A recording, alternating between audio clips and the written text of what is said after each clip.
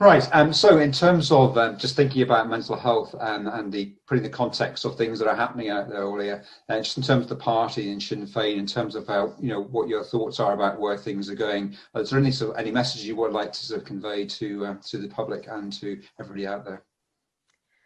Well, yeah, I was thinking about this in the run up to World Suicide Prevention Day, which was obviously a few weeks back. Mm-hmm. And we're coming up to almost a year. It'll be a year on World Suicide Prevention Day that the Department of Health and at the time Richard Pengelly actually published and launched the Protect Life 2 strategy.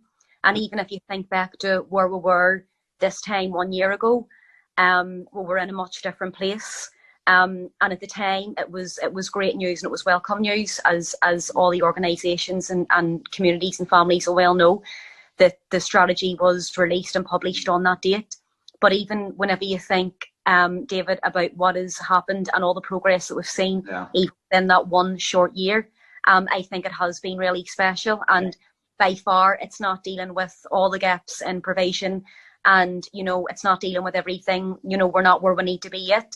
But I think that there has been major progress on the issue of mental health, and you can see it in the Protect Life 2 strategy, you can see it in the mental health action plan, you can see it in the progress on the perinatal community services. There is so much that's happening, but there's still so much more that we need to do. Yeah, and I think I agree. I think the sector would agree generally, certainly from the third sector perspective, that there are chinks of light there. We seem to be getting some traction. Is there anything particularly that stands out for you in terms of developments or likely things to happen in the near future, which you think will really make a difference? Well, I suppose the big overarching things at the minute would be obviously getting the full funding for the Protect Life 2, because it's okay talking about that we'll have a strategy that's been published. But you obviously need the funding to go hand in hand with that, so you get the services on the ground for the communities that need it.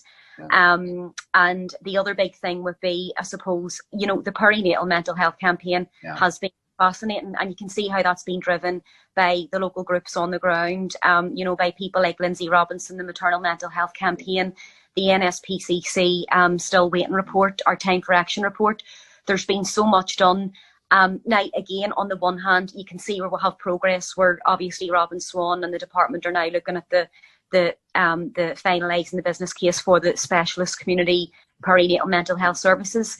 But then one of the other big pillars that we need to tackle is the fact that we don't have a mother and baby unit here in the north or on the island of Ireland. So where you're seeing progress on one hand, it just shows you still need to keep the momentum going to try and improve the mental health services right across the system.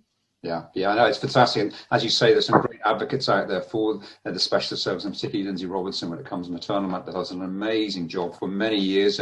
Really a lone voice in many respects for so many years doing that as well. And in terms of looking to the future, to next year and beyond, is there anything else potentially which you think which will really be a game changer or change things dramatically for mental health? Yes, well, I think the biggest things would be, and of course we'll have our new mental health champion who's just new into our role, but again, every faith in Siobhan O'Neill doing a fantastic job because she's passionate about the issue, and you can see that. But I suppose looking into the year ahead, the big thing for the mental health sector, for the groups and communities that are involved in this campaigning, it's going to be getting the 10-year strategy, going through that consultation process, getting a strategy that's fit for purpose. And of course, getting the strategy again that's funded, that's costed. But the mental health strategy is going to be crucial. We've never had anything like that before. We've never had a 10-year fully costed strategy. So that's going to be really important. The other thing as well, and it's not always to talk about strategies, because sometimes you're fearful that might switch people off that's watching this at home. But the other important thing is all the overlap that we're seeing with mental health, with suicides, with drug and alcohol addiction. It's huge. It's a huge problem. And there's also going to be a new substance use strategy that's coming out. Again, it's really important that people feed into that, and that we make sure that we have services that aren't just treating people for mental health problems. But if someone has a mental health problem and they have an addiction, at the minute we have 0 services for that, which isn't good enough. So we need to see things coming out of the substance use strategy as well, the mental health 10-year strategy. And then I suppose,